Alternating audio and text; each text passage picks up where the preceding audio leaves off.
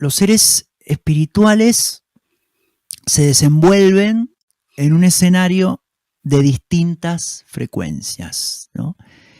Tenemos, tú sabes bien, Emilio, que tenemos la angelología también, o la demonología. Varias obras de teología cristiana han ideado jerarquías, ¿no?, de seres angelicales.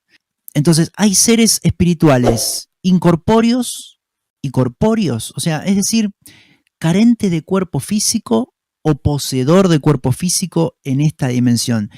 O sea, para desenvolverse en un escenario de distinta frecuencia, o pongamos alta frecuencia, mayor frecuencia, o puede ser también baja, necesariamente el ser espiritual tiene que ser incorpóreo, tiene que ser sutil, etéreo, de cuerpo celestial, o siendo corpóreo puede desplegarse en mayor frecuencia.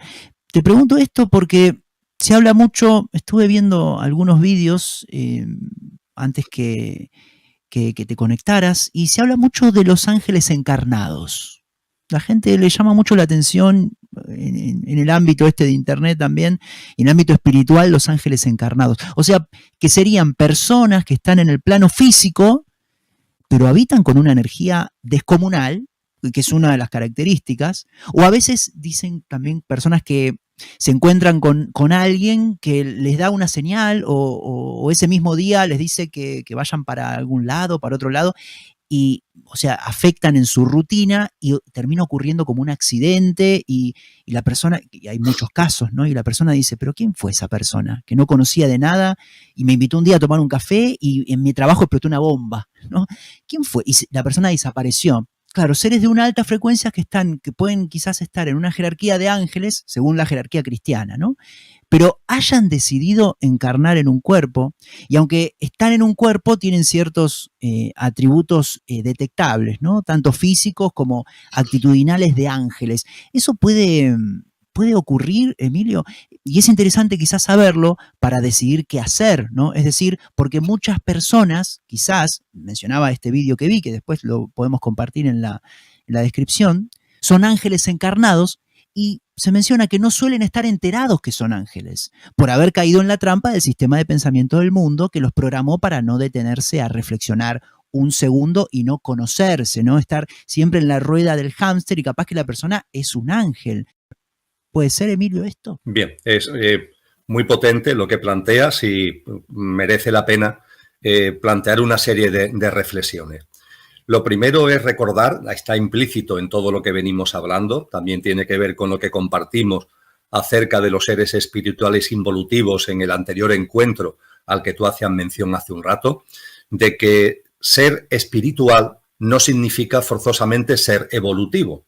Esto es algo que a nuestra mente le choca, ¿no? Porque solemos asociar los seres espirituales con lo amoroso, ¿no? Con lo evolutivo, etcétera, etcétera. No, los seres espirituales, hay seres espirituales, nos dicen las tradiciones, que son la mayoría, que están al servicio de la vida, ¿no? Que están al servicio del sentido de la vida. Son, por tanto, sensatos, ¿no? Porque están al servicio del sentido de la vida. Pero también se nos dice que hay seres espirituales insensatos, porque se ponen a contramano del servicio de la vida y, por decirlo de algún modo, tienen finalidades propias. No son las finalidades propias que podemos tener en esta dimensión, pero no dejan de ser finalidades propias que las llevan a ponerse a contramano del sentido de la vida. Por tanto, hay seres espirituales evolutivos e involutivos. Los seres espirituales evolutivos no tienen merma en su frecuencia vibracional, es decir, un ser espiritual evolutivo que pertenezca a cualquiera de esas dimensiones a las que hemos hecho referencia, desarrolla normalmente y de forma natural su existencia en esas otras dimensiones. En cambio, cuando hablamos de seres espirituales involutivos, los seres espirituales involutivos, al ponerse a contramano de la vida, tienen una bajada vibracional en su estado de conciencia, Mariano. Lo cual no significa que dejen de ser seres espirituales, pero sí tienen un bajón en su frecuencia vibracional. Por ejemplo, un ser humano que se convierta en asesino no deja de ser un ser humano. Evidentemente, en su estado de conciencia tiene una enorme bajada vibracional por el hecho de asesinar, pero sigue siendo un ser humano. Lo mismo ocurre, salvando la distancia, como es arriba es abajo, como es abajo es arriba, en esas dimensiones. Cuando un ser espiritual se pone a contramano de la vida, sigue siendo un ser espiritual. Lo único que ocurre es que su estado de conciencia tiene una merma vibracional y eso lo lleva a caer de dimensiones. Y va cayendo de dimensiones para seguir desarrollando su vida, para seguir desarrollando su existencia en aquella dimensión que tenga sintonía con la frecuencia vibracional de su estado de conciencia. Es decir, que por tanto hay seres espirituales involutivos que precisamente por ser involutivos siguen siendo seres espirituales, pero que su bajada vibracional lo ha traído a esta dimensión. Todo lo que las tradiciones espirituales en el cristianismo se le llama normalmente al mayor responsable, por así decirlo, se le da fundamentalmente el nombre de Satanás, también se le llama el dragón, también se le llama la bestia, también se le llama Belcebú, se le llama de muchas maneras, y junto con él una pléyade importante de ángeles caídos, ¿no? Ya la expresión ángeles caídos refleja muy bien lo que yo acabo de compartir. Siguen siendo ángeles en el sentido amplio del término. Ahora entraremos en más detalle en la medida en que tú lo veas oportuno. Siguen siendo seres espirituales, pero su vivencia, la dimensión en la que desarrollan su existencia, tiene que estar en coherencia con la sintonía de su estado vibracional. Y eso hace que hayan bajado hasta aquí.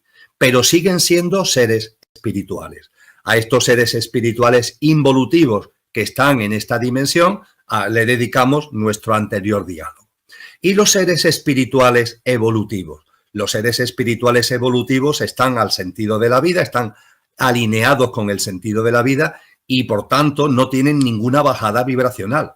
Son seres espirituales que desarrollan su existencia, sus vivencias en los planos dimensionales que les son propios, no impropios como le sucede a los involutivos que vienen a parar a dimensiones que no son las que en principio le corresponderían. Los seres espirituales evolutivos siguen en las dimensiones que les son propias. A partir de ahí, si esos seres espirituales evolutivos siguen en esas otras dimensiones, ¿pueden hacerse presentes aquí? ¿Pueden de alguna forma mostrarse aquí? Pues bien, lo que estas tradiciones nos dicen es que sí, que pueden hacerse presentes y que pueden mostrarse aquí. Y para entenderlo es muy útil acudir, podemos acudir a muchas cosas, pero creo que es especialmente útil acudir, Mariano, para entenderlo de una forma que nuestra cabeza no pueda aprehender, ¿no? Conceptos e ideas que evidentemente son, vamos a decirlo así, de muy alta frecuencia vibracional. La ciencia del yoga es muy útil al respecto.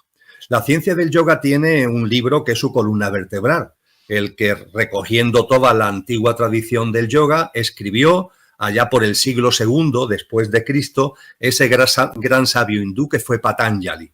Esa obra la conocemos hoy como los Yoga Sutras de Patanjali y con breves aforismos, es decir, con sutras relacionados con el yoga, de ahí el nombre de los Yoga Sutras, se nos enseña la ciencia del yoga y la práctica del Raja Yoga con todo lo que eso conlleva de las distintas técnicas, las distintas etapas, las distintas fases de lo que es el yoga.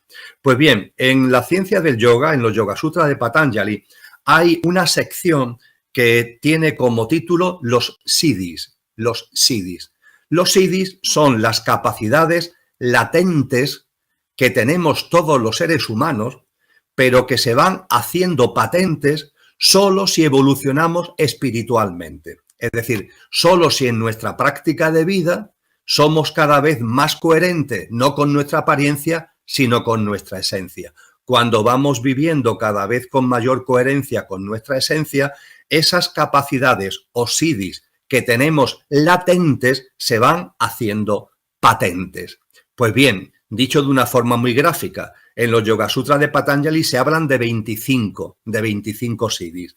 Pues bien, dicho de una forma gráfica, esas capacidades que nosotros tenemos latentes y que se pueden o no hacer patentes, estos seres espirituales evolutivos las tienen patentes, es decir, en esas dimensiones de una forma natural, ellos tienen vivas esas capacidades que nosotros aquí tenemos latentes. Creo que me explico, ¿verdad? Fíjate, Mariano, que estamos hablando de que esas capacidades también las tenemos nosotros. Lo que ocurre es que eso solo va apareciendo en el ser humano cuando va avanzando en el sendero espiritual. Los seres espirituales evolutivos, por ser seres espirituales y ser evolutivos, esas capacidades las tienen de manera natural. Y esas capacidades son las que usan, las que utilizan para hacerse presentes aquí entre nosotros. Muy concretamente, hay una capacidad, es muy importante en lo que aquí estamos hablando ahora, que es la generación de Mayami Rupa. Los Mayami Rupas, ¿qué son? Los Mayami Rupas son la posibilidad de en consciencia generar una especie de cuerpo que te permite hacerte presente donde tú consideres oportuno. Por ejemplo, un ser humano que haya avanzado en el sendero espiritual, que haya llegado a lo que podemos denominar maestro, ¿no?, en clave occidental, un Mahatma en clave hinduista, un Bodhisattva, ¿no?, en clave budista, tiene esta capacidad. Una capacidad que es latente y han hecho patente. Pueden aparecer estando donde sea, estando en medio de la India, estando en el Tíbet, donde sea, pueden aparecer con una corporidad en cualquier parte del mundo. Eso es lo que se llama la generación de un Mayami Rupa. Y las personas que lo vean, lo verán como si tuviera una realidad física y realmente puede incluso mover objetos físicos. Tú sabes también que no es salirme del tema, creo que puede ilustrar lo que aquí estamos hablando y hacerlo un poquito más ameno. Yo creo que tú sabes, y la mayoría de las personas que nos escuchan y nos ven también, que en todas las películas y series de ciencia ficción que hay actualmente, los guionistas toman muchas fuentes, toman muchas referencias del campo espiritual. Y, por ejemplo, los Yoga Sutras de Patanjali, la ciencia del yoga, aparece reflejado en muchas películas, por ejemplo, de Hollywood. Pongo el caso de las Guerras de las Galaxias. En las Guerras de las Galaxias aparecen unos personajes de un tipo, de otro, y tienen capacidades. Esas capacidades, en algunos casos, están tomadas de estas fuentes a las que estamos haciendo referencia. Pues bien, creo que es en la última entrega de la Guerra de las Galaxias, perdona que no recuerde el título, pero creo que es en la última entrega, el personaje que ha sido protagonista durante toda la saga de la Guerra de las Galaxias, que ya está, entre comillas, mayor, vamos a llamarle por llamarlo coloquialmente, él tiene la capacidad de, estando en un planeta, sentarse en postura de meditación, sentarse, meditar, entrar en sí y proyectarse a otro planeta donde está teniendo lugar una batalla y hacerse presente en esa batalla a favor, vamos a llamarle, de las fuerzas del bien contra las fuerzas oscuras. Y se ve, la película te pone de manifiesto cómo está en un planeta, pero a su vez se ha proyectado a otro y en ese otro tiene una presencia que es física porque es capaz de parar bombas, porque es capaz de defender la vida, ¿no?, de aquellos a los que precisamente para defenderlo se ha hecho presente. En definitiva, Mariano, los seres espirituales evolutivos que están en esas otras dimensiones, sin embargo, tienen la capacidad patente que nosotros tenemos latente de proyectarse, entre comillas, para estar aquí en este plano. Y eso sí, junto con esa capacidad, junto con subrayar que tienen esa capacidad, con lo cual esa presencia de ángeles que están en cuestiones que parecen rutinarias de nuestra vida y que pueden aparecer, realmente tiene un fundamento de consciencia, tiene un fundamento espiritual. A veces puede ser fantasía, ¿no?, de la persona que dice que lo ha visto, pero tiene un fundamento desde el punto de vista consciencial y espiritual. Y tener en cuenta, además, que como estamos hablando de seres espirituales evolutivos, nunca lo harán a modo de interferencia. Esto es muy importante que lo tengamos en cuenta. Los seres espirituales involutivos interfieren, tienen sus propios objetivos, contramano de la vida, insensatos, como decíamos antes, y en pro de esos objetivos propios interfieren. Los seres espirituales evolutivos no tienen objetivos propios, dicho entre comillas, están al servicio del sentido de la vida y a partir de ahí, cuando se hacen presentes en este plano, no lo hacen para interferir, lo hacen de una forma que no tiene que ver con la interferencia, sino con un acompañamiento y con una presencia que sobre todo va dirigida a mantener el equilibrio para que podamos seguir evolucionando en consciencia. Es decir, la interferencia de los seres espirituales involutivos puede romper los equilibrios para que podamos evolucionar en conciencia. Los seres espirituales evolutivos, al hacerse presente, lo hacen siempre con un acompañamiento amoroso y restableciendo los equilibrios. Ya está. No, ni quieren ni pueden hacer más. No pueden pasar esa línea porque sería afectar a nuestro libre albedrío. Pero en cambio ese libre albedrío que la interferencia involutiva de alguna forma puede ponerlo en solfa, los seres espirituales evolutivos con su presencia restablecen los equilibrios para que en libre albedrío podamos, aquí encarnados como dimensiones álmicos y espirituales, que eres tú, que soy yo, que somos todos los seres humanos en nuestra esencia, con nuestra apariencia podamos evolucionar en conciencia, podamos evolucionar espiritualmente. Así que esa presencia que tú me comentas, todas las fuentes hacen referencia a ello. Habrá casos, por supuesto, de personas que aparecerán en internet, en las redes, y será pura fantasía, pero habrá otros casos que serán reales porque es algo cierto, es una posibilidad cierta, y al tratarse de ser espiritual evolutivo, la seña de identidad que los diferencia es que nunca será una interferencia, sino que será un acompañamiento amoroso que tiene mucho que ver con el mantenimiento o la recomposición de los equilibrios para que podamos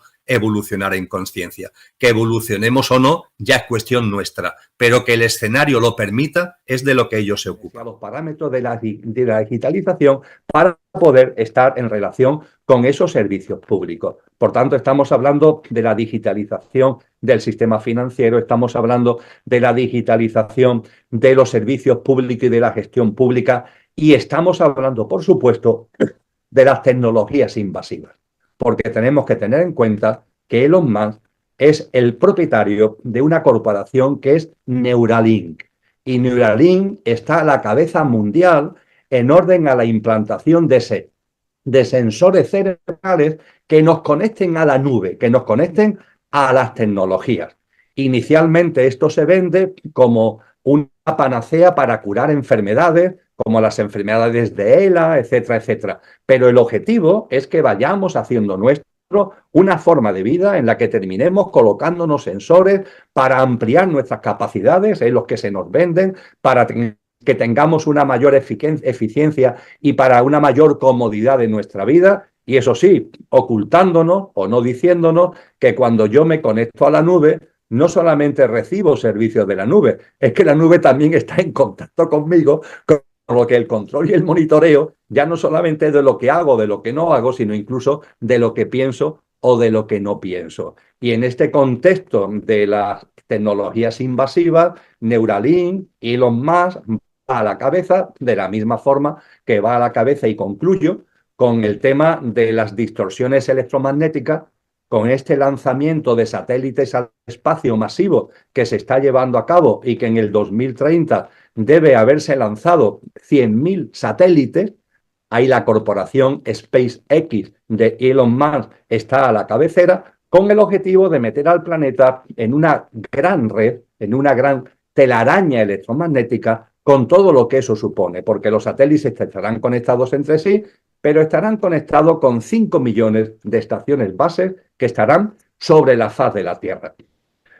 Con un poquito de imaginación, la foto es tremenda, ¿no? 100.000 satélites conectados entre sí, 5 millones de estaciones bases, todo interconectado, metiendo a la Tierra y a la humanidad en una enorme telaraña electromagnética cuya frecuencia puede ser modulada a gusto de estas corporaciones. Y ya hace tiempo que la musicoterapia, que hoy es una rama de la ciencia, nos enseñó que las frecuencias vibracionales, los hercios, influyen en nosotros, influyen en nuestra capacidad de concentración, en que estemos más sosegados o más en cólera, y todo eso va a suponer que estamos en manos, incluso en el control más directo de nuestras emociones y nuestros pensamientos a través de estas tecnologías invasivas. Pues bien, cuando se dice, Edgardo, que en el 2024 no ha pasado nada, ¿cómo que no ha pasado nada? En el 2024 se han puesto ya definitivamente los cimientos de algo que ahora, y hablaremos de ello seguro, va a ser la construcción de las distintas plantas, que una vez que los cimientos han sido forjados, hombre, hay riesgo de que haya algún tipo de desviación, Para eso están los shocks globales, para ponernos en cintura si fuera necesario, pero evidentemente yo diría que el gran trabajo ha sido culminado en el año 2024. O sea, ya no estamos viviendo una película de ciencia ficción en Netflix, ¿no? Se está haciendo, el 2024 se convirtió la utopía en una realidad total. Creo que eso, Edgardo, está a la vista. Es decir, llevamos muy poquitos días del 2025 y da igual el país, porque a mí me gusta consultar medios de comunicación de muchos países, en lengua hispana, también de América Latina, por supuesto, no solamente de España, sino de lengua anglosajona, Inglaterra, Estados Unidos. Veo prensa alemana, veo prensa italiana, veo prensa francesa. No llego a ver prensa china, hasta ahí no llego, pero que hago un seguimiento bastante cotidiano de lo que dicen los medios de comunicación. Y la cantidad de informaciones que hay sobre los avances impresionantes de la inteligencia artificial, hay un libro maravilloso que aconsejo su lectura, de ese gran científico que es Michio Kaku, que tiene como título, el título ya lo dice prácticamente todo, se llama La supremacía cuántica. Y ahí Michio Kaku lo que nos advierte es que la inteligencia artificial, las tecnologías invasivas, todo eso es muy importante. Pero ojo, es que estamos ya a las puertas de una auténtica revolución absoluta que viene a través de la supremacía cuántica, de los ordenadores cuánticos, que va a abrir una dimensión distinta a la inteligencia artificial, a la realidad virtual. Bueno, pues cuando hoy, en enero del 2025, observamos los medios de comunicación, claro que esto no es ciencia ficción, ya está aquí, ya lo tenemos delante y está delante nuestro para todo el que quiera verlo de una forma absolutamente arrolladora. A quedarse así impresionado, ¿no? Y el tema del transhumanismo, ¿cómo lo ves? El transhumanismo, Edgardo, es la ideología, por utilizar un término antiguo, porque ya en el nuevo orden mundial ya no habrá ideología, habrá un pensamiento único, autoritario, impuesto, etcétera, etcétera. Pero en fin, utilizando un término que todavía entendemos, que es la ideología, diríamos que el transhumanismo es la ideología del nuevo orden mundial. Y su base es muy sencilla. El transhumanismo está en convencernos de que hacer nuestra la tecnología metiéndola en nosotros es la mejor forma de evolucionar como seres humanos y de evolucionar con la humanidad, lo cual es un gran engaño. Esos sensores que hablábamos anteriormente, sensores cerebrales, los chips subcutáneos, los implantes, el que para vivir más años vayamos metiendo en nosotros órganos híbridos, etcétera, etcétera, todo eso se nos vende con grandes palabras y con bellos objetivos, pero realmente, ¿cuál es su objetivo? Su objetivo, eso es el transhumanismo, es transformarnos en infrahumanos. Ese es el gran objetivo. El nuevo orden mundial quiere seres humanos que se hayan mutado en transhumanos, en infrahumanos. Y la infrahumanidad significa personas que, en primer lugar, olvidan nuestra dimensión trascendente. Todo es la apariencia, nuestro cuerpo físico, nuestro mundo externo, todo lo que tiene que ver con nuestra apariencia. Ojo, pero el ser humano no solamente es apariencia, también es una esencia. Tú sabes que a mí me gusta hablar del coche y del conductor. Yo tengo un coche que es mi pequeño yo pasajero, efímero, físico, emocional y mental.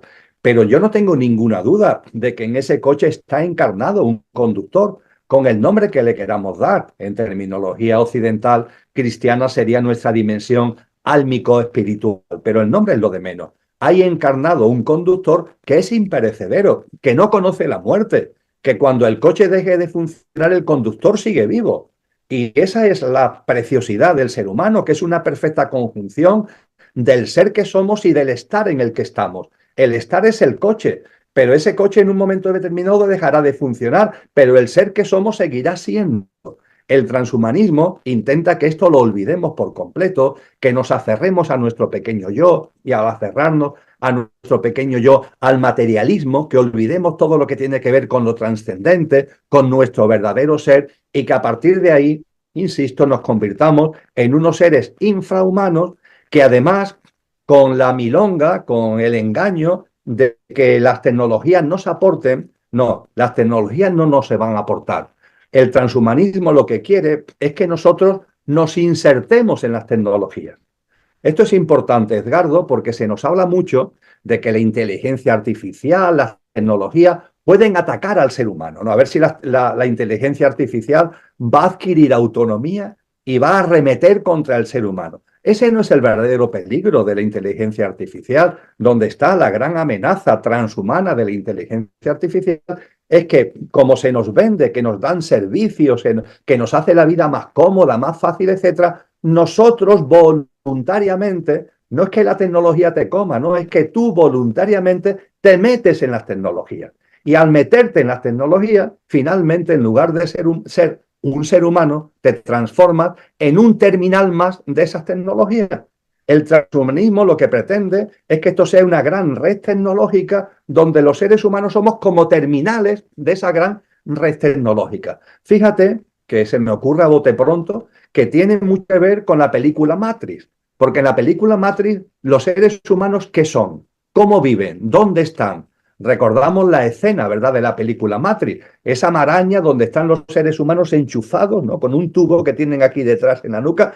¿A qué están enchufados? A un gran entramado tecnológico. Pues bien, salvando la distancia, porque esto es una película y lo que estamos hablando es una realidad, salvando la distancia, esto es lo que se quiere, que el ser humano deje de ser humano y realmente sea algo enganchado como un terminal más del gran entramado tecnológico, un entramado tecnológico que está dirigido por esta gente, que está dirigido por una minoría de la población, que además, Edgardo, termino, pero no quiero dejar de subrayar esto, ya lo hemos hablado tú y yo en otros encuentros, esta gente, a través del transhumanismo y a través de todo lo que estamos comentando y del nuevo orden mundial, no quieren más poder, porque tienen todo el poder del mundo. No quieren más dinero, ya tienen todo el patrimonio mundial. Se dice en las estadísticas que ese 1% del 1% tiene más patrimonio, riqueza y recursos que el 99%, 99,99% restante. No, esto no va de poder, esto no va de dinero. Entonces, ¿de qué va? Esto va de algo que tiene que ver con lo espiritual, con lo trascendente, porque ellos sí tienen una visión trascendente y espiritual de la vida, que quieren que nosotros olvidemos, curiosamente, pero ellos sí la tienen. Lo que ocurre es que su visión espiritual no es la tuya o la mía, es involutiva. ¿Y qué significa una visión espiritual involutiva? Pues muy sencillo. Decíamos hace un ratito que estamos en una transición hacia una nueva humanidad que va a dar un salto cualitativo, una nueva humanidad en una tierra de mayor frecuencia vibracional, una tierra restaurada, y esa nueva humanidad va a vivir desde lo álmico. Ellos, ¿qué es lo que quieren y desean? Que a esa nueva humanidad accedan el menor número posible de almas, es decir, que accedan el menor número posible de seres humanos. Ellos quieren crear un orden que de alguna forma nos confunda, nos nuble la conciencia, para que cuando llegue ese momento que llegará de configuración de la nueva humanidad, nuestro propio estado de conciencia, nuestra propia frecuencia vibracional. Cristo Jesús, en el capítulo 25 de Mateo, habla del nivel de aceite de la lámpara. No tengamos el nivel de aceite, el estado de conciencia necesario para vivir en esa nueva humanidad y nos quedemos como atrapados en un submundo que es el que ellos quieren para ellos, para seguir dominando, para seguir controlando y para, esto las tradiciones espirituales lo dicen muy bien, para ellos ser como Dios, porque eso es lo que pretende la espiritualidad involutiva, ellos ser como Dios, no estar al servicio de la vida, al sentido de la vida, de la creación, no, ellos quieren ser Dios, quieren sustituir a Dios y en esa sustitución de Dios crear una realidad infrahumana, dificultando que evolucionemos hacia la nueva humanidad o que sean pocos las almas, las personas que evolucionemos hacia la nueva humanidad y nos quedemos atrapadas en la confusión y en la niebla en ese nuevo orden mundial. De esto va, y esto es lo que en estos momentos se está dilucidando. Absolutamente limpio, puro. Vamos pasando de fase en fase, células que se van renovando, vamos creciendo.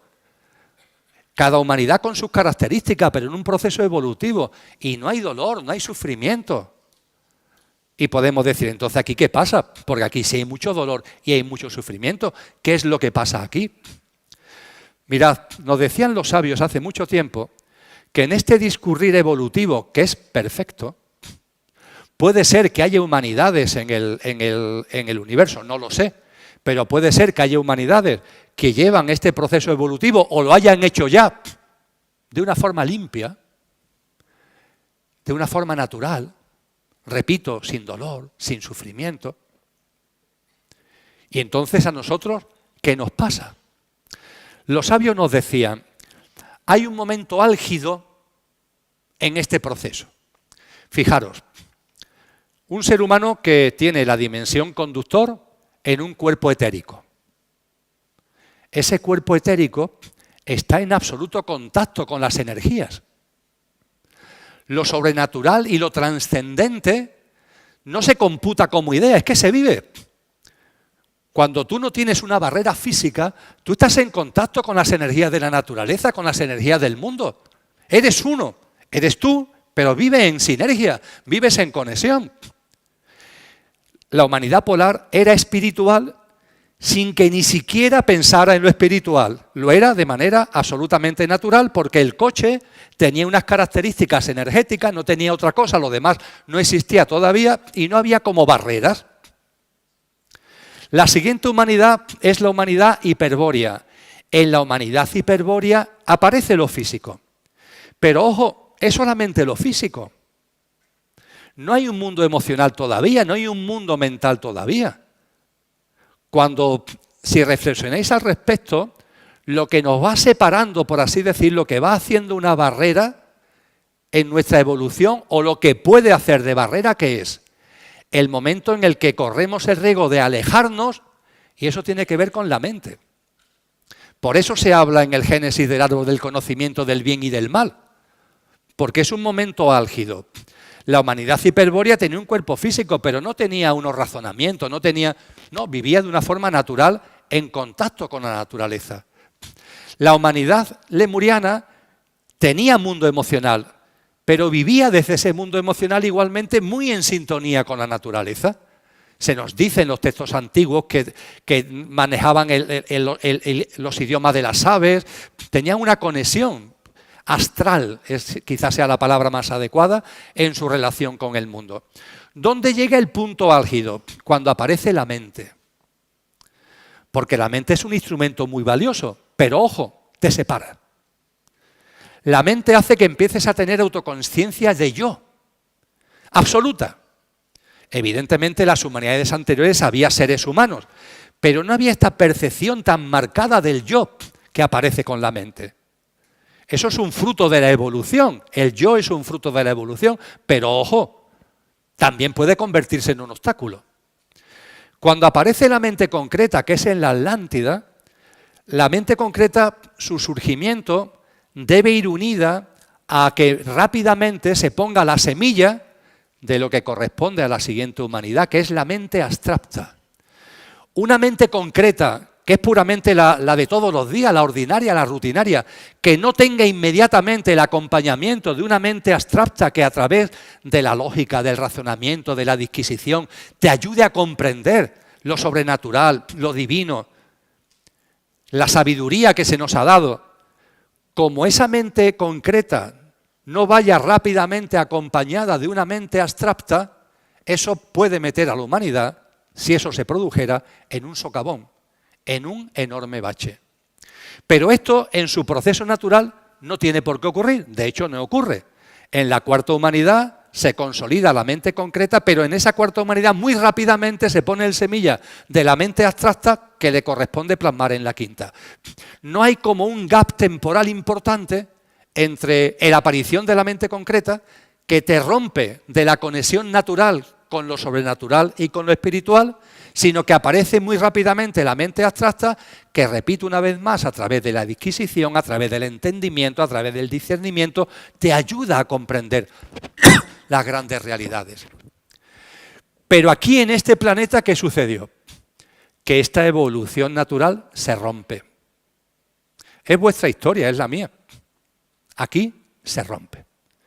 Lo que es un proceso limpio, como he dicho varias veces, se ha roto. Y se rompe porque la humanidad atlante la plasmación de la mente concreta se impulsa, se acelera abruptamente cuando todavía quedaba mucho para que se pudiera poner la semilla de la mente abstracta. Es decir, hay una interferencia externa que lo que debe ser una especie de vagones de tren que van como concadenados, se rompe esa cadena y entre la aparición de la mente concreta, la plasmación de la mente concreta y la aparición de la semilla de la mente abstracta, se hace un gran agujero.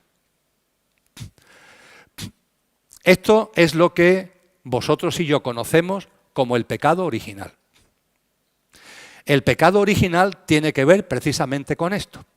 Y yo sé que es un término una expresión, pecado original, que a la mayoría de la gente hace que salga corriendo. Dios mío, este hombre no va a hablar del pecado original. Pues sí, vamos a hablar del pecado original, porque es muy importante para entender lo que estamos viviendo en estos momentos. ¿Qué es eso del pecado original? Mirad, en el cosmos hay muchas formas de vida. Pero no solamente hay muchas formas de vida físicas, hay dimensiones espirituales. Los ángeles existen. Los arcángeles existen. Si seguimos utilizando la terminología cristiana, los principados, las virtudes, las potestades, los tronos, los querubines, los serafines, existen. Estos son nombres que nos hemos puesto nosotros. Pero hay otras dimensiones en el universo, de mayor frecuencia vibracional, que son habitadas por seres cuya constitución tiene que ver con esa frecuencia vibracional. En el mundo de los ángeles son coche y conductor, igual que vosotros y que yo. Ahora bien, el coche de los ángeles es muy sutil. Y desde luego está bajo el mando del conductor. La frecuencia vibracional ayuda a ello. Conforme vamos subiendo, esto es más así. Pero en todas las formas de vida, en todas esas dimensiones espirituales, hay formas de vida y hay seres. En esas dimensiones, la dinámica, la lógica, es vivir en sintonía con el sentido de la vida.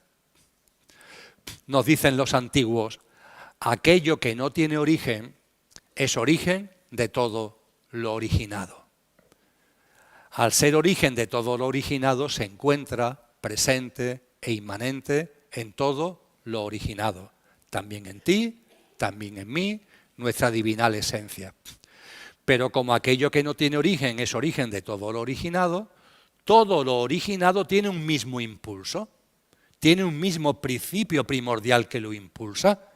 Es lo que los orientales llaman el Tao, el principio primordial que todo lo impulsa.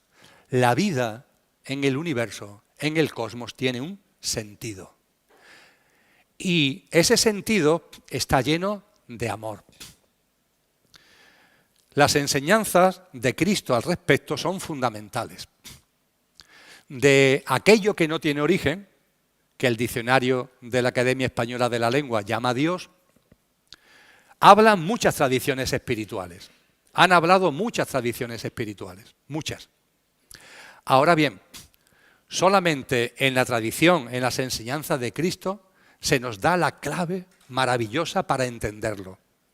Cuando en el Evangelio de Juan se nos dice, Dios es amor. Dios no es castigo. Dios no es castigar a uno, premiar a otro.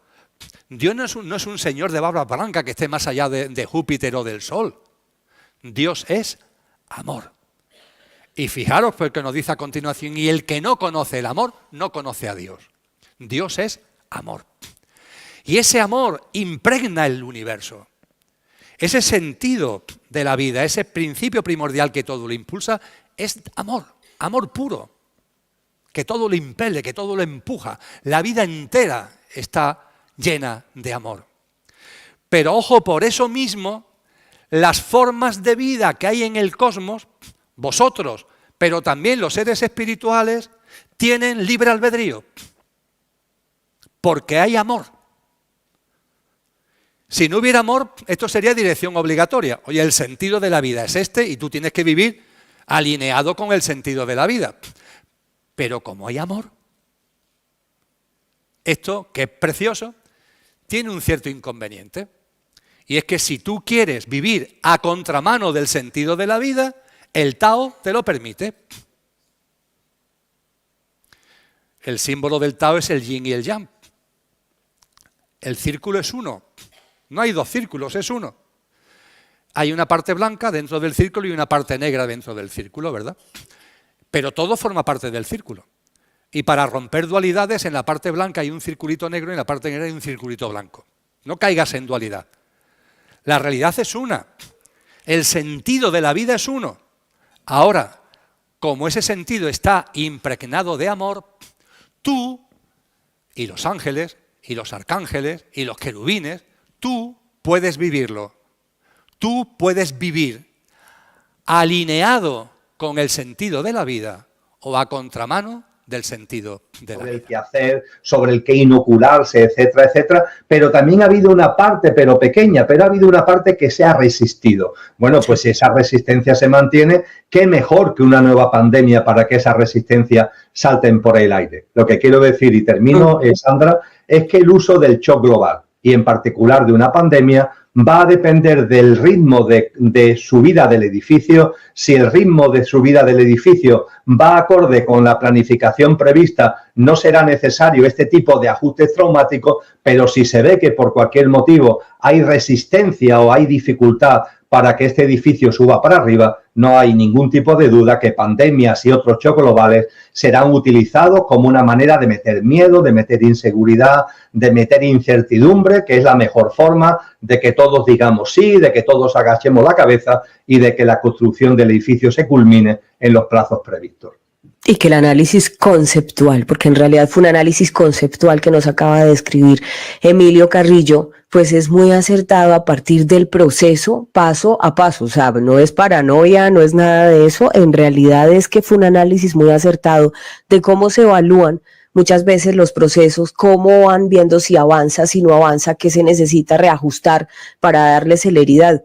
Y pues, como tú lo mencionabas, la semana pasada se dio esta reunión de la Cumbre Mundial de la Salud y pues esto es lo que nos trae esta pregunta al día de hoy. Pero además mencionabas, 2030 definitivamente es un año crucial donde ellos también van a evaluar, que además tiene una historia muy particular la Agenda 2030, porque fíjate que existía primero los objetivos de milenio que se tenían que lograr al año 2005. No se lograron, se extendió nuevamente a 2010, no recuerdo el nombre, cómo lo llamaban, pero dijeron, no fuimos capaces, por decirlo así, como humanidad no lo logramos, entonces nos vamos a ir al 2015.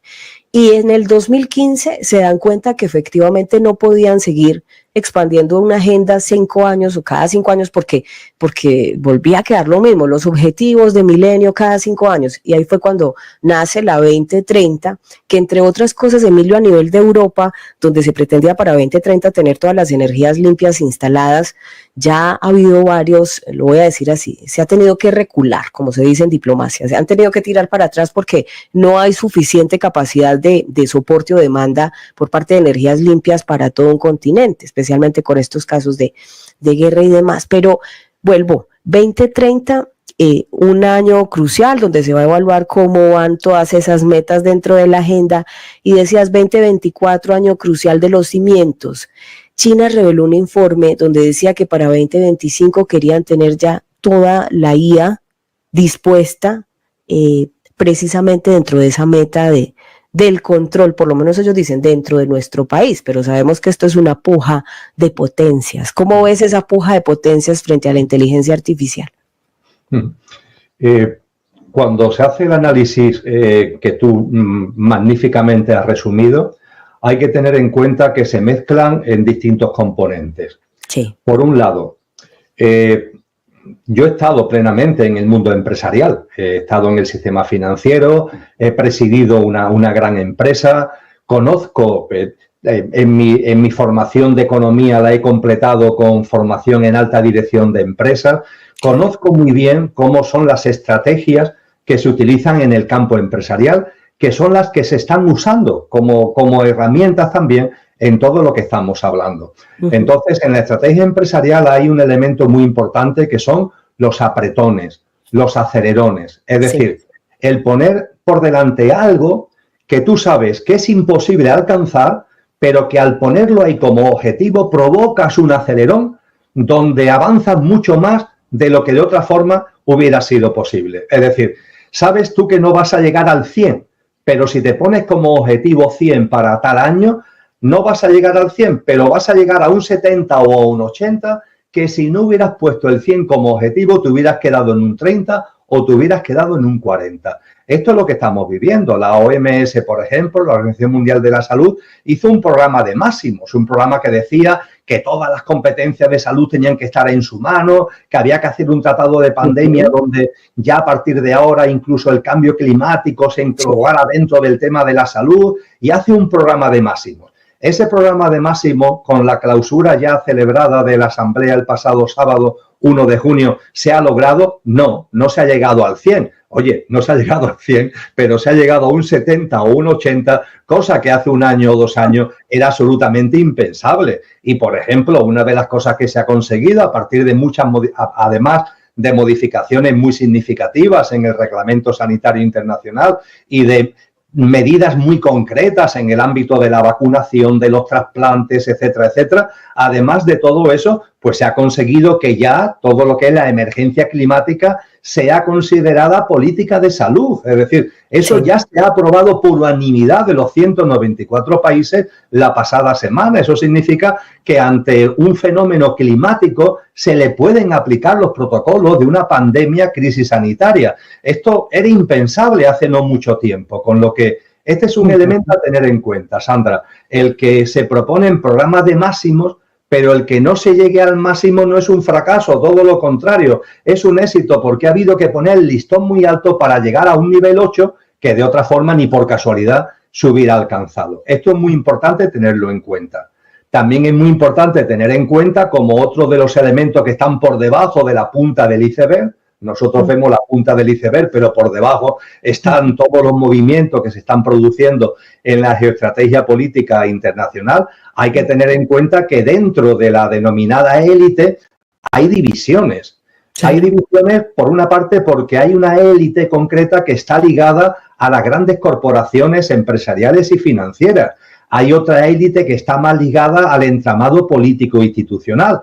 Y aunque desde luego el peso lo lleva la corporación, es decir, lo lleva el poder económico de las grandes corporaciones económicas y financieras y empresariales, pero claro, el poder político, el poder de los estados, el poder de los gobiernos, todavía tiene mucho peso. Y ahí hay un conflicto de intereses que se ha puesto de manifiesto quizás en estos momentos. Es decir, en la Asamblea de la Organización Mundial de la Salud, yo creo que ha sido muy evidente como el entramado político institucional de China le ha puesto como barrerillas, no se ha llegado al nivel 100, porque China le ha puesto como barreras al poder de las grandes corporaciones farmacéuticas. Es decir, el poder político del Partido Comunista Chino le ha dicho, bueno, a mí me tenéis que dejar mi margen de maniobra y no voy a consentir ahora que las grandes corporaciones cojáis todos el poder del mundo. Entonces, este tipo de conflictos entre el poder de las corporaciones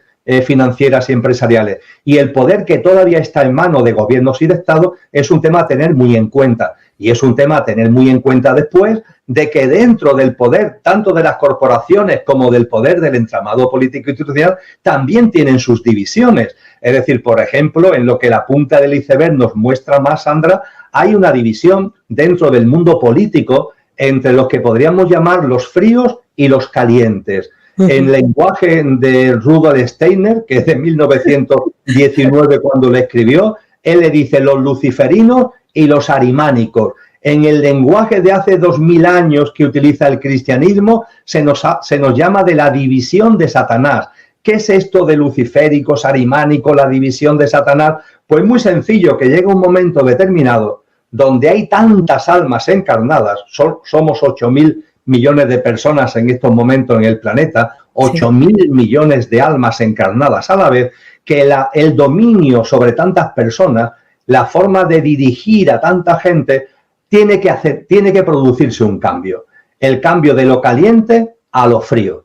Hemos vivido durante siglos, posiblemente de milenios, en un mundo de confusión a través de la violencia, a través de lo emocional, a través de lo pasional. Lo caliente ha sido la manera de alguna forma, atraparnos emocional y mentalmente, que olvidemos lo que realmente somos y el sentido de trascendencia verdadero. Pero ha llegado un momento que somos tantos que lo que estamos viviendo es un paso de lo caliente a lo frío, de lo luciferino a lo arimánico. Esa es la división de lo satánico, de lo que nos habla el cristianismo. Y lo frío, lo arimánico, ¿qué significa? Pues significa un dominio donde a las personas se nos abduce por la pantalla, se nos mete en el mundo virtual y en el mundo artificial, se nos quiere frío, se nos quiere alejados entre nosotros, con recelos mutuos, alejados de la naturaleza, cada uno metido en su mundo. Y si el mundo de tu realidad cotidiana no te gusta, no te preocupes,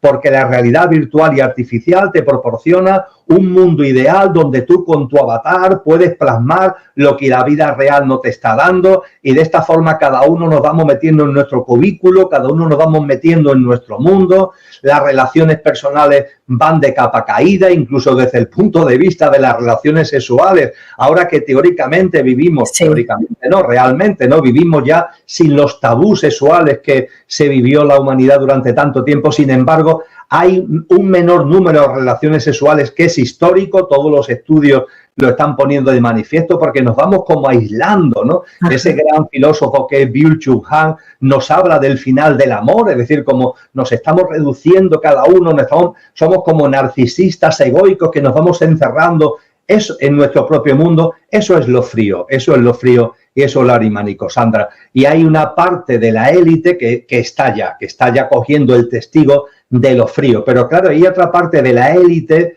a nivel internacional que todavía mantiene o quiere mantener, porque es la forma de mantener sus privilegios, todo se ha dicho, quiere mantenerlo caliente. Y eso también lo estamos viendo. Y termino. Bueno. A nivel global, sin ningún tipo de duda, China, es decir, lo que es China, lo que es el gobierno chino representa maravillosamente lo frío, maravillosamente, y sin embargo, puestos a buscar qué es lo que representa lo caliente, lo encontramos sin ningún tipo de duda en Donald Trump, ¿no? Creo que son dos buenos referentes para entender qué es lo frío y entender qué es lo caliente, pero sabiendo que hay un movimiento de fondo donde lo caliente cada vez va teniendo menos peso y lo frío, tecnología, mundo virtual, mundo artificial, eso, reclusión de cada uno en su propio mundo, alejamiento y recelo de los demás, eso es lo que prima, y es ahí a donde nos quieren llevar en ese nuevo orden mundial que tiene la construcción del edificio el 2030 como fecha de referencia. Un batiscafo donde en el centro, como muy bien dice San Juan de la Cruz en su poema llamado Amor Viva, el alma, y en su centro el espíritu. El espíritu, la esencia divinal, la presencia de aquello que no tiene origen en todo lo originado, la presencia de lo divino, de Dios en todos nosotros, el espíritu. Y para que el espíritu pueda llegar a cada uno de nosotros, se necesita un vehículo que es el alma. Y nuestra dimensión álmico y espiritual se le llama trina porque se habla del alma individualizada, la conexión que tiene con un alma universal y el espíritu.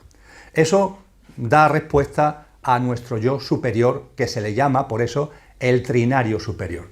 Ahora bien, junto con el trinario superior está nuestro pequeño yo, nuestra parte perecedera, nuestra parte efímera. Y ahí se nos enseña que hay 4 componentes. Fijaros, los 3 que acabo de citar de lo imperecedero y los 4 de los perecederos.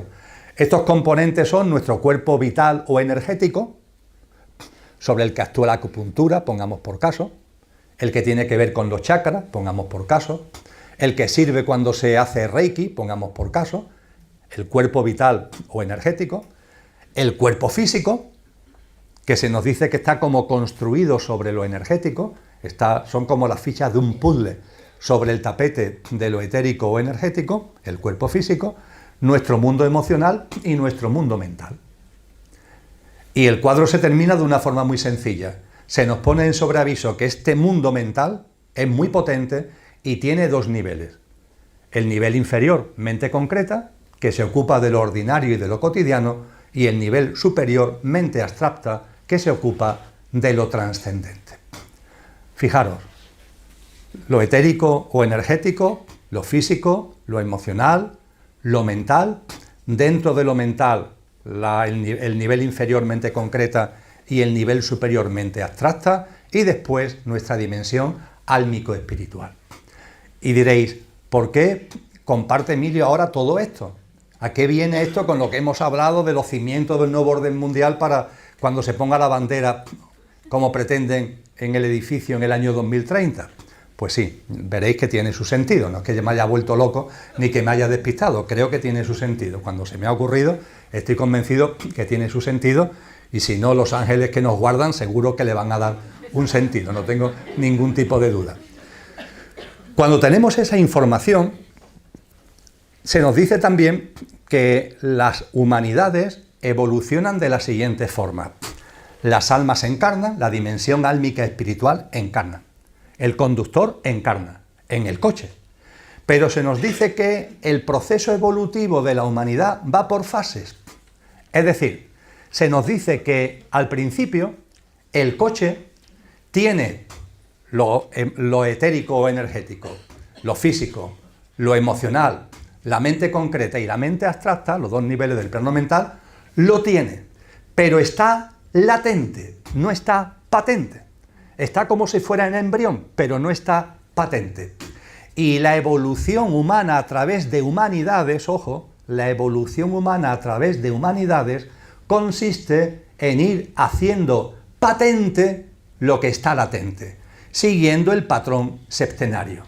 Se nos dice de esa manera que primero, cuando un alma encarna en el plano humano, la dimensión álmica espiritual, la primera humanidad tiene el coche, es solamente etérico, energético.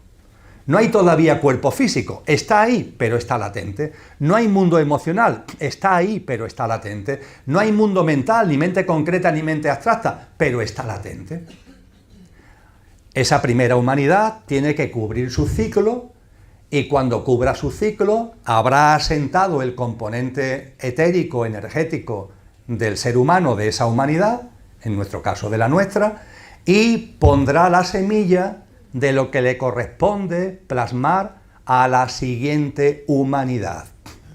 En el caso humano, a la primera humanidad se le llama polar, una humanidad que nos dicen los textos, que vienen muy de atrás, que no hablan de estas cosas, que existió hace unos 55 millones de años y que duró, por cierto, muchos años.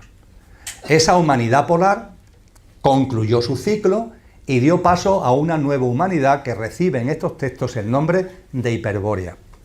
La humanidad hiperbórea recoge el componente etérico energético que ha hecho suyo la humanidad polar y la semilla que ha dejado la humanidad polar, solamente como semilla. ¿Qué semilla pone la humanidad polar? La conversión, la transformación en patente del cuerpo físico. Y eso es lo que hace la humanidad hiperbórea. Plasma por primera vez un cuerpo físico. Tiene un cuerpo etérico y sobre el cuerpo físico cristaliza, plasma un cuerpo físico. Y pone la semilla, esto es muy bello la verdad, pone la semilla, porque demuestra que todo tiene un orden, que todo tiene un sentido, pone la semilla de lo que corresponderá hacer patente a la siguiente humanidad. ¿Cuál es la siguiente humanidad? Lemuria. Lemuria recoge lo energético, recoge lo físico y la semilla de lo emocional y plasma el mundo emocional.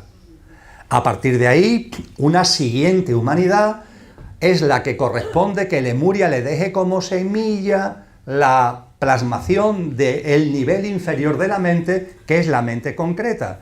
Y este es el destino de la Atlántida. El destino de la Atlántida era recoger lo que ya estaba hecho, que se había hecho patente, lo energético o etérico, lo físico, lo emocional, coger la semilla de la mente concreta y plasmar la mente concreta. Y a partir de ahí poner la semilla para la quinta humanidad de la mente abstracta.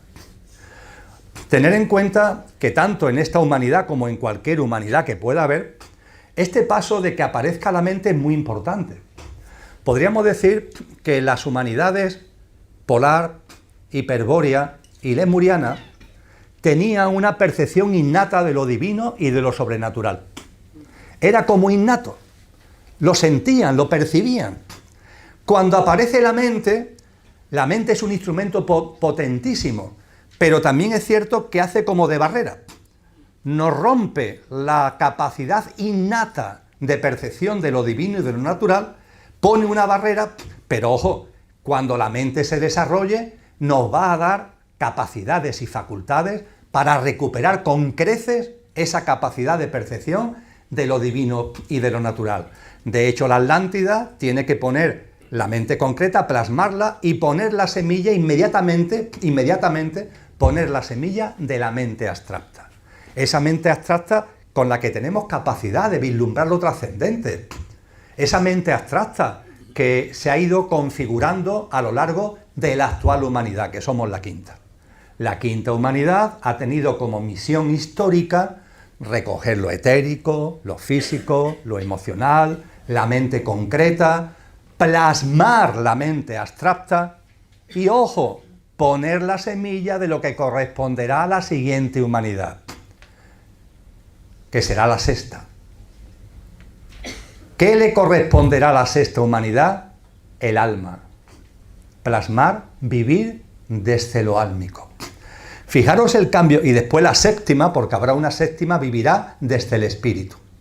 Pero fijaros la importancia. Si antes decía que el hecho de que aparezca la mente tiene una significación, esa significación es muy pequeña en comparación con lo que representa el que vivamos sobre los componentes del coche a que vivamos desde los componentes del conductor.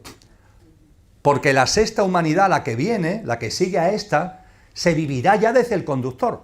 Todavía, por así decir, no desde su parte más pura, que es el espíritu, pero ya se vivirá desde las potencias y los atributos y las cualidades del alma.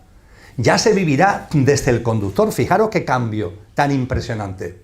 Porque la humanidad polar, la hiperbórea, la Lemuria, Atlántida, esta misma humanidad, hemos ido haciendo patente lo latente, pero todos son componentes del coche, todos son componentes del pequeño yo, y todo prepara el terreno para un paso más en donde aparece una humanidad que ya no plasma, porque ya está plasmado, se ha hecho patente todo el coche, sino que ya aparece realmente el mando consciente, un ciclo humano en el que claramente el mando consciente está en el conductor. Es un cambio espectacular. Eso es lo que se nos dice que está llegando, eso es lo que se nos dice que va a venir. A partir de ahí, amigos y amigas, este proceso que acabo de comentar es un proceso limpio. El cosmos tiene un orden, y ese orden no está llamado a generar dolor ni a generar sufrimiento. Esto es un proceso limpio, natural, donde las almas encarnadas, generación tras generación, humanidad tras humanidad, van evolucionando como almas en autoconsciencia, va evolucionando el componente coche que le sirve de base, hasta que finalmente el coche está claramente al servicio del conductor, que es lo que las tradiciones espirituales nos dicen que supone traer el cielo a la tierra, porque estaremos viviendo en la tierra con un coche, pero estaremos viviendo bajo las pautas de nuestro auténtico ser imperecedero, traer el cielo a la tierra. Y esto es un proceso limpio, que no da lugar a ningún tipo de roce ni de arista, y que no da lugar a ningún tipo de sufrimiento. Claro, cuando miramos a nuestro entorno, decimos, oye, pues esto de que esto no da lugar a ningún tipo de sufrimiento, parece que esto no casa con lo que estamos viendo, ¿verdad? Y con lo que acabamos de compartir hace un ratito, ¿verdad? Bien, es que en el proceso evolutivo de esta humanidad ha habido un problemilla. ¿El problemilla cuál es? Que ha habido una interferencia involutiva. Una interferencia involutiva que ha puesto piedras en el camino. Y esas piedras en el camino son los que provocan precisamente los tropezones que provoca y genera el dolor y el sufrimiento que estamos viviendo. Y además, conforme vamos acercándonos al nuevo ciclo humano, donde ya damos el paso a vivir desde nuestro conductor, las interferencias se intensifican. Porque realmente las interferencias involutivas, a las que haré mención ahora, tienen como objetivo fundamental que cuando la nueva humanidad se configure, el menor número de almas posibles, es decir, personas, almas encarnadas en seres humanos, el menor número de almas posibles formen parte de la nueva humanidad. Os decía...